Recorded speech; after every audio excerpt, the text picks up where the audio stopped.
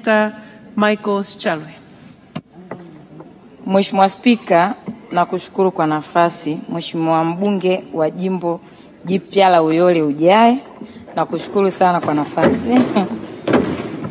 Na tuliona uliwauliza wana Uyole pale, wamekwisha kuchagua, tumeona kabisa hadharani. Mheshimiwa Spika, naomba nitumie nafasi hii kwanza kabisa. Nimemsikia Mheshimiwa Waziri akisoma hotuba yake na akisema mafanikio makubwa sana ya kimbunga cha tsunami. Nami kwa mafanikio hayo ambayo yamefanywa na serikali yangu ya Chama cha Mapinduzi ambayo inaongozwa na mwanamke jemedali na mahiri sana Daktari Samia, naomba nitumie nafasi hii kumpongeza sana Mheshimiwa Rais wetu pamoja na serikali yake yote kwa ujumla ya chama chetu kwa kuendelea kuwekeza sana kwenye afya ya Watanzania, ambapo tukiamini kwamba afya ndio msingi wa mafanikio yote. Mtu anaweza asiende shule, lakini akiwa na afya anaweza katafuta njia mbadala ya kuweza kuishi. Kwa hiyo tunashukuru sana kwa uwekezaji mkubwa sana kwa ajili ya ustawi mkubwa wa Watanzania. Asante sana. Lakini pia tukupongeze Mheshimiwa Waziri kwa kazi nzuri ambayo unafanya, na kipekee hapa Mheshimiwa Waziri, mimi naomba nikushukuru sana. Tunashukuru sana kwa ile ambulance uliotupatia ya kituo cha afya Kapele. Sisi wana Kapele na wana Momba tunashukuru mno, na tunaamini kwa kushirikiana na Wizara ya TAMISEMI mtaweza kutusaidia kupata ambulance kwenye hospitali ya wilaya pale Chitete pamoja na ambulance kwenye kituo cha afya Mkulwe. Shangazi, katika hilo tunakutegemea sana, utaongea na pacha wako. Lakini kipekee sana naomba nimpongeze naibu waziri wako. Mheshimiwa Moleli ni mtu muungwana ambaye kwa kweli ana mazuri yake. Mheshimiwa Moleli, mimi nitumie nafasi hii kukupongeza sana. Kwa kweli umekuwa ni daktari. Tunapokupigia simu hata usiku wa manane tunapokuwa na wagonjwa wetu kwenye hospitali za mikoa, umekuwa ni mtu mwenye msaada, unapokea, umewasaidia wabunge wengi sana. Kwa kweli katika wema huo ambao umewatendea watu, Mwenyezi Mungu azikumbuke na kuzitakabali hizo sadaka zako. Akukumbuke naibu waziri Moleli. Uendelee kupokea simu hivyo, kwa sababu unapomsaidia mgonjwa yule ni mhitaji, umekuwa umemkopesha Mwenyezi Mungu. Mungu akubariki sana na uendelee hivi. Pongezi hizi Mheshimiwa Spika, tunaomba tushauri mambo kadhaa kwenye eneo hili. Tunatambua kwamba mko kwenye mkakati wa namna gani tulete huduma ya afya kwa wote kwenye bima ya afya kwa wote. Lakini Mheshimiwa Spika, tuombe, kwa kuwa afya haiwezi kusubiri, sisi wananchi wa Tanzania wameamua kuwasubirisha ili mambo yakamilike. Lakini kuna mtu mwingine ameumwa leo, yawezekana Mwenyezi Mungu alikuwa amempa siku 7 tu za kusurvive kwenye huo ugonjwa. Sasa na kama jambo hili litakamilika miezi 3 ijayo au mwaka mzima ujayo, mtu huyu anaendeleaje kupata huduma? Mtu huyu anaendeleaje kusaidika? Kwa tunaomba wakati michakato yote inaendelea na maboresho mengine kwenye bima ya afya yanaendelea, tunaomba vile vifurushi mlivyovitoa vya Watanzania kupata huduma ambao wako kwenye bima ya afya ya NHS, tunaomba virudishwe, vilejeshwe, kwa sababu sio Watanzania wote ambao na uwezo, na Watanzania wengi kwa ujumla matibabu imekuwa ni changamoto kubwa sana. Kwa tunaomba hivi vifurushi vilejeshwe kama ilivyokuwa hapo awali. Mheshimiwa Spika, hata mtu anapoenda kupima umeme kwenye moyo ana bima, lakini anabidi tena aongeze pesa nyingine aweze kurejesha.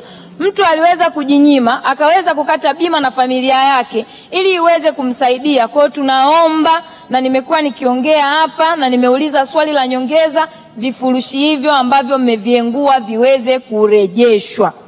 Lakini Mheshimiwa Spika, mafanikio makubwa ambayo yameweza kutajwa hapa, kuongeza majengo, kuongeza vifaa tiba, kuongeza na mambo mbalimbali. Viko baadhi ya vifaa hapa Mheshimiwa Waziri amevitaja kwamba Tanzania ndio nchi pekee yake ambayo tuna hivyo vifaa, yani tunaongoza kwenye baadhi ya hizo nchi ambazo zinamiliki hivyo vifaa tiba. Sasa sisi tuwaombe, wapo vijana wenzetu wa Tanzania ambao wamesoma vizuri na wamemaliza masomo ya udaktari.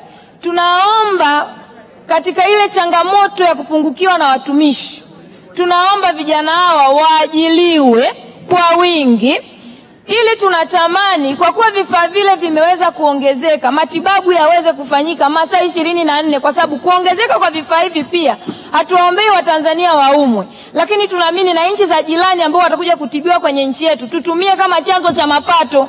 Sasa mimi nilikuwa na shauri watu wakienda kutibiwa usiku kunakuwa tu kuna ile dirisha la emergency. Baadhi ya kliniki zinafungwa ni mpaka pawe asubuhi. Kama tumeongeza majengo, kama tumeweza kuongeza vifaa, tuwaajiri na vijana wa Tanzania ambao hawajaajiliwa na wamesoma, na wengine wamesoma kwa kutumia kodi za Watanzania walipewa mkopo, waingie kwenye ajira rasmi. Hospitali zetu ziweze kufanya masaa 24 ili hata watu wengine ambao wanatoka huko nje waje watibiwe, tuendelee kujiongezea kipato.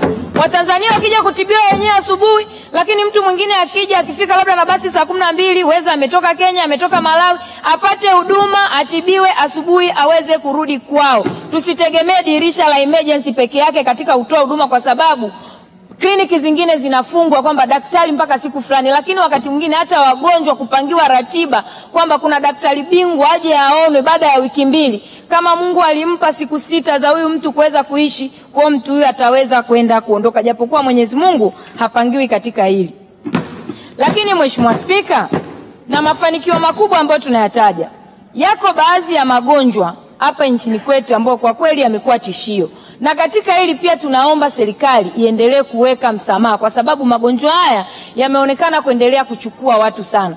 Mwezi ulioisha tu, mwezi wa 5, jimboni kwetu Momba, watu ambao wamekufa kwa kukosa matibabu ya kufanya dialysis ya figo ni zaidi ya watu 8 unapokea. Na ndio hizo simu zingine ambazo tumekuwa tukimpigia Mheshimiwa Molid. Sasa tutapigia watu wangapi?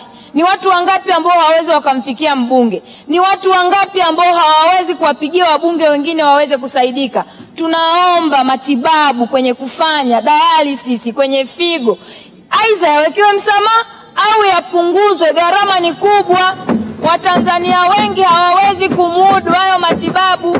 Alafu ni consecutively, wiki hii uweze kusafishwa, wiki hii uweze kusafishwa. Mtu anatoka Momba anaambiwa akafanye dialysis rufaa.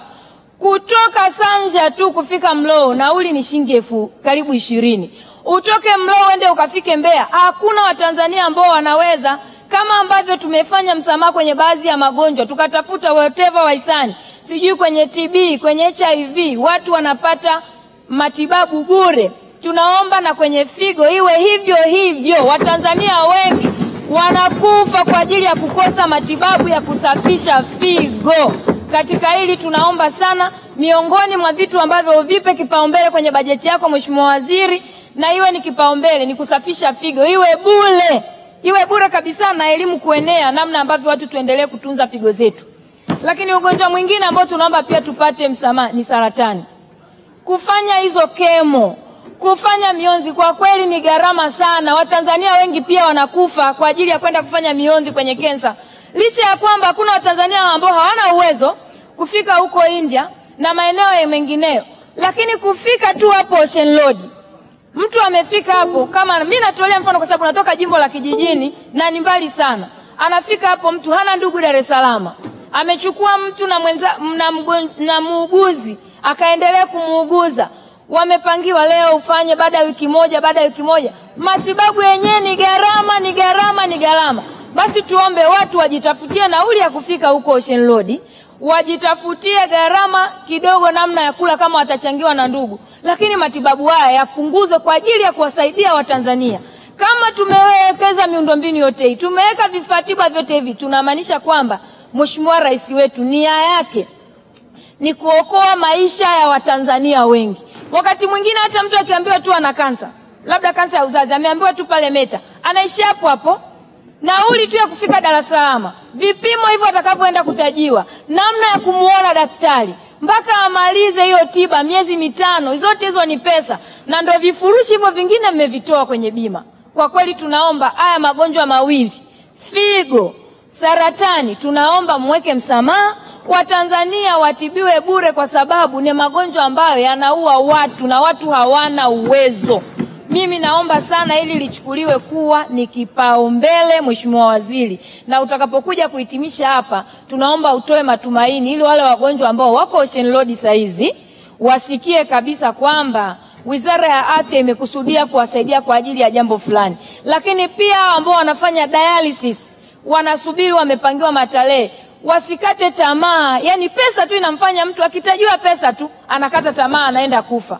Kama ambavyo tulifanya jitihada kwenye TB, kwenye ukimwi, watu wakaanza kuishi kwa matumaini na wanaishi na virusi. Watu wanasomesha watoto, wanakufa uzee. Tunaomba na kwenye haya magonjwa yasiyoambukiza tuweze kuyachukua kwa muhimu wake, ili tusipange foleni kuendelea kuwapigia mawaziri kwa ajili ya kuomba msamaha. Baada ya kusema hayo, Mheshimiwa Spika, nakushukuru sana. Asante sana.